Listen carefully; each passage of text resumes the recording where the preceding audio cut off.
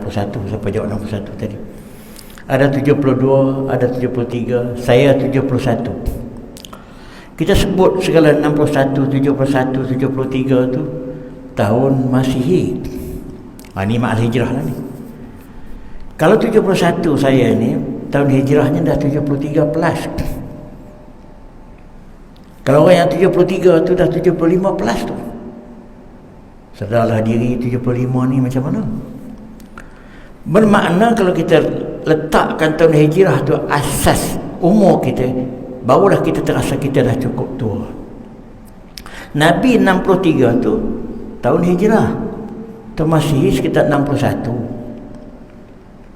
Jadi bapak saya 69 tahun, bapak saudara saya 69 tahun, mak saya 63 tahun, adik saya 59 tahun yang meninggal ni, adik lagi pada tu 57. Saya dah mencecah 71. Saya boleh expect lagi ke saya akan berjangkau sampai 80? Nak atau nak lah juga. Nak memang nak. Saya tak boleh jangka dah sampai 90 lebih layak jadi Perdana Menteri lagi. Saya tak boleh fikir langsung begitu. Bahkan terjadi juga pun mungkin bercelaru lebih banyak daripada tak bercelaru. Ya tak? Jadi dengan sebab itu, kita terasa muda atau tidak, ini adalah faktor umur kita. Dan yang baki itu makin sikit, yang lepas itu makin banyak. Apabila yang baki itu dah tinggal sikit, perubahan daripada macam rutin. Saya tanya kawan saya tadi, saya tanya, rutin hari-hari buat apa? Dia kata, saya pergi masjid, saya pergi surau, saya makan, saya duduk, saya balik surau jalan kaki, gitu je lah. Saya pula rutin setiap hari. Sekarang ni saya limitkan rutin saya ialah 3 perkara je. Yang pertama, saya dengan isteri saya, rumah tu lah, ada sikit gardening buat gitu gini, dia masak-masak beli apa, saya dengan dia je lah 24 jam.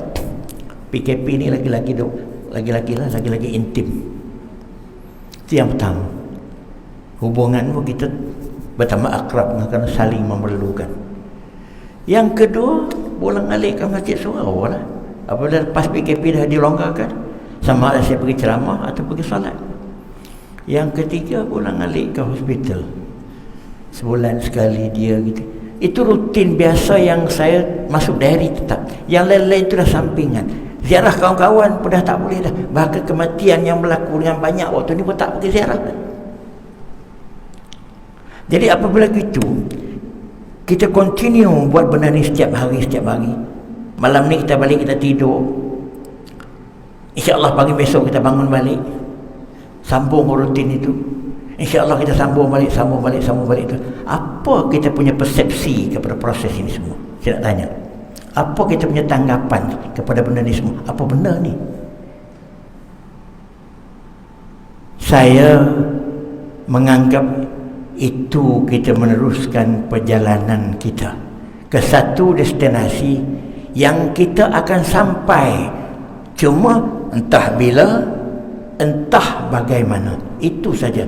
Yang pasti kita sedang menjalani satu pengembaraan, satu perjalanan. Yang pasti kita akan sampai ke destinasinya, cuma bila dan bagaimana. Bila maknanya mungkin besok, mungkin tahun depan, mungkin 2 tahun lagi. Bagaimana? Mungkin di IJN, mungkin di tengah jalan, mungkin di padang tenis, mungkin di tempat semayang, terpulang pada rezeki masing-masing. Apa yang pasti saya yakin, masa untuk itu terlalu singkat, terlalu pendek dah yang tinggal, yang lepas dah banyak. Apabila masa yang singkat ini, injury time yang macam ni, skor gol last minute tu cukup penting untuk menang ataupun bukannya untuk draw. Kalau last minute masih duk gelecek, masih tak tentu, main nak goreng, duk tayang panas sikit tapi tak boleh skor gol, tak payah main bola. Yalah. Bermakna last minute macam ini, kita tak nak sia-siakan masa-masa yang masih baki-baki itu yang tinggal. Itu maksud saya. Maka memenuhi ruang-ruang yang masih ada dalam beberapa waktu yang kita akan tempuh inilah amat-amat penting dan amat-amat bernilai untuk kita muhasabah diri. Kalau tidak, kita terus melarut gitu dengan tidak. Ada orang yang perangai 70-an, perangai macam orang 20-30-an pun ada. 24 jam dengan WhatsApp handphone, gelak seorang-seorang, bercakap seorang-seorang. Bukan kita tak boleh, tapi limitasi. Maka dengan sebab itu, apabila kita nak memenuhi ruang-ruang yang masih baki dari segi waktu dan segi peluang, kalau ada waktu pun kita masih hidup tapi tak sihat, dah tak boleh buat apa dah.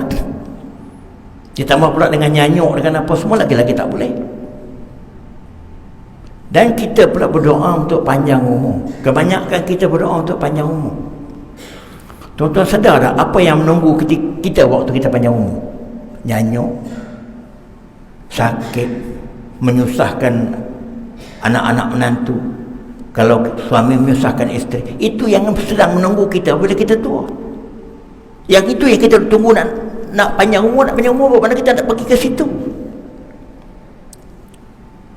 Adakah panjang umur tu mendatangkan nikmat kepada kita kalau berada dalam suasana macam itu, atau sebaliknya? Maka dalam keadaan begini, tuan-tuan sekalian, perubahan daripada setahun ke setahun dan hijrah ke tahun masih ini patut sangatlah menimbulkan keisapan macam itu bagi orang yang macam saya ni, umur-umur macam ni. Orang muda-muda ni mungkin dia rasa lambat lagi kot, rasa je lah.